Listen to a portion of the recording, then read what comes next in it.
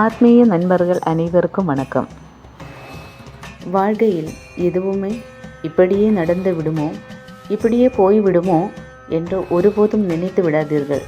எதையும் மாற்றி கொடுக்க இறைவனுக்கு ஒரு நொடி போதும்.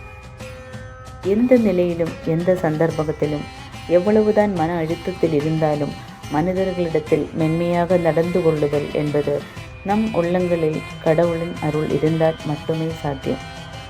இன்றைக்கு பல நல்ல மனிதர்களும் நல்ல சந்தர்ப்பங்களும் நம்மை விட்டு கை நழுவி போனதற்கு காரணம் இது போன்ற சந்தர்ப்பங்களில் நம்முடைய கடுமையான வார்த்தைகளும் கடுகடுத்த போக்கும்தான் காரணம்.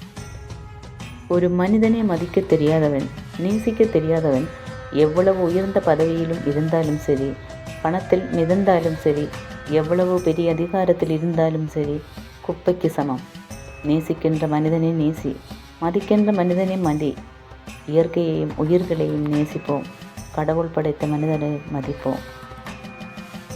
தவறாக புரிந்து கொண்டவர்களிடம் உங்களை பற்றி புரிய வைக்க போராடி கொண்டிருக்காதீர்கள். உலகில் விமர்சிக்கப்படாத மனிதர்கள் எவருமே இல்லை.